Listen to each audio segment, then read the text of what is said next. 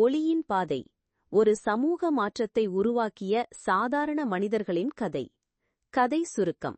ஒரு சிறிய கிராமத்தில் சாதி வேறுபாடுகளால் பிரிந்து கிடந்த மக்கள் ஒரு இளம் ஆசிரியையின் துணிச்சலான முயற்சியால் எப்படி ஒற்றுமையாக மாறுகிறார்கள்.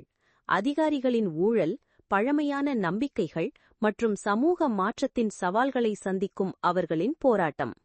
முக்கிய பாத்திரங்கள்: மரகதம், ஒரு இளம் ஆசிரியை, சாதி வேறுபாடுகளை எதிர்க்கும் துணிச்சலான பெண்.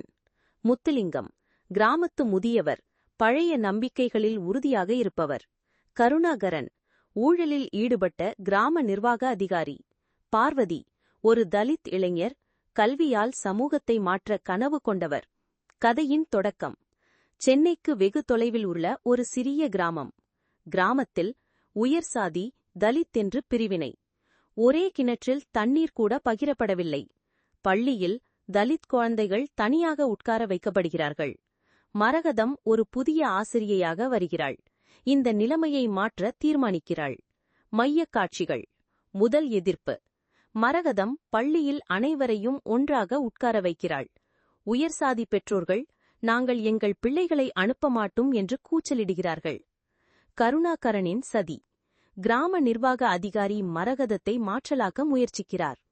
காரணம், ஒற்றுமை வந்தால் அவரது ஊழல் திட்டங்கள் வெளியாகும். பார்வதியின் துணிச்சல். தலித் இளைஞர் பார்வதி கிராமத்தில் முதல் முறையாக கல்லூரி படிக்கிறார். அவர் எல்லோரையும் ஒன்று சேர்க்க ஒரு நாடகம் அமைக்கிறார். முத்துலிங்கத்தின் மாற்றம். பழம்பிடிப்பாளர் முத்துலிங்கம் தன் பேரனுக்கு தலித் நண்பர் உதவியதை பார்க்கிறார். அவர் சாதி இல்லை, மனிதர்கள் மட்டுமே என்று கூறி மரகதத்தை ஆதரிக்கிறார். கதையின் முடிவு. கிராமத்தில் முதல் முறையாக அனைவரும் ஒன்றாக தீபாவளி கொண்டாடுகிறார்கள். கருணாகரன் ஊழல் வழக்கில் கைது செய்யப்படுகிறார். மரகதம் கிராமத்தின் முதல் பெண் தலைவராகிறாள். கதையின் மோரல். சமூக மாற்றம் என்பது பெரியவர்களால் வருவதில்லை, ஒரு சாதாரண மனிதனின் துணிவு மற்றும் நல்லெண்ணத்தால்தான் வரும்.